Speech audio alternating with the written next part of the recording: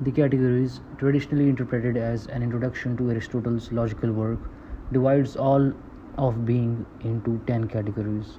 These 10 categories are as follows: substance, for example, a human, a rock; quantity, for example, 10 feet, 5 liters; a quality, like red; or relation, that is double of something or to the right of something; location, for example, Lahore home plate or something like that; time, for example, yesterday 6 o'clock; position, like sitting, standing; possession, wearing shoes, has a blue coat; doing, like running, talking; and undergoing, like being run into or being smiled at.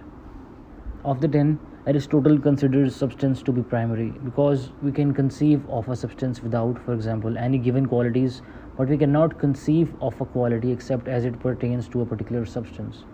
One important conclusion from this division into categories is that we can make no general statements about being as a whole because there are 10 very different ways in which something can have being. There is no common ground between the kind of being that a rock has and the kind of being that the color blue has. To have knowledge of a fact, it is not enough simply to be able to repeat the fact. We must also be able to give the reasons why that fact is true, a process that Aristotle calls demonstration. Demonstration is essentially a matter of showing that the fact in question is the conclusion to a valid syllogism. If some truths are premises that can be used to prove other truths, those first truths are logically prior to the truths that follow from them. Ultimately, there must be one or several first principles, from which all other truths follow and which do not themselves follow from anything. However, if these first principles do not follow from anything, they cannot count as knowledge because there are no reasons or premises we can give to prove that they are true. Aristotle suggests that these first principles are a kind of intuition of the universals we recognize in experience.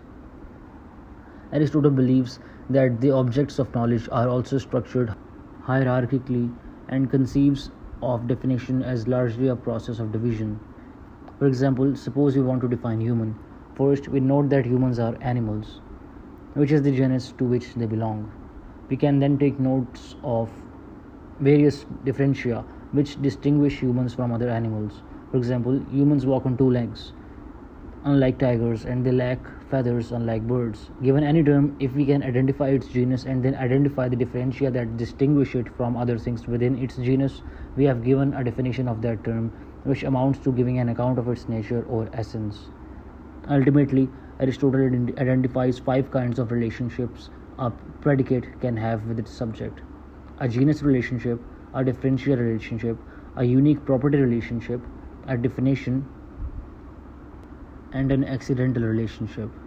While true knowledge is also descended from knowledge of first principles, actual argument and debate is much less pristine.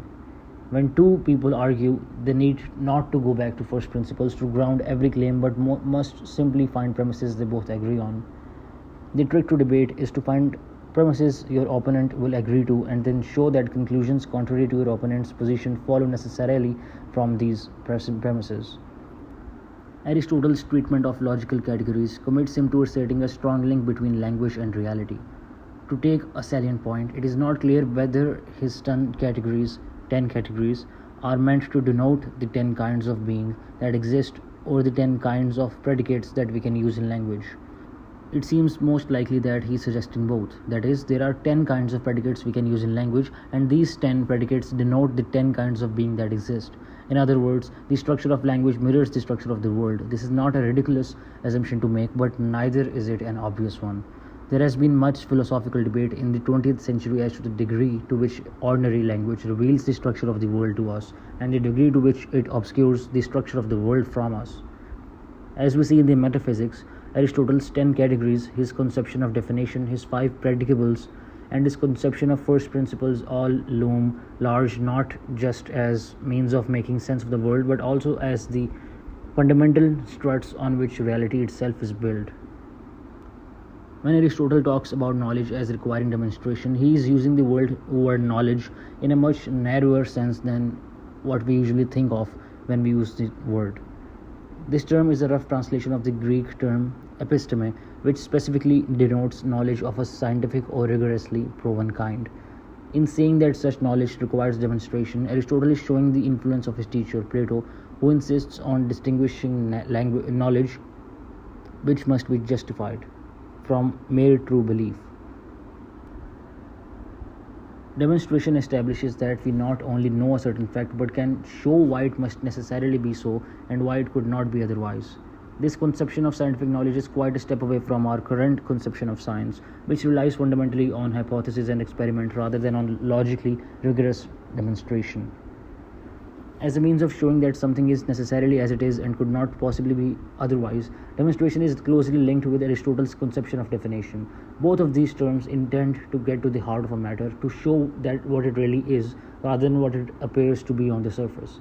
Aristotle's claim that substance is the primary category figures prominently in his metaphysics, but the claim itself is far from certain. On the surface, it makes intuitive sense. We are inclined to think that rocks and trees and pigeons are more real somehow than the colors or qualities or numbers that we might associate with them. However, it is very difficult to show exactly how and why substances are primary.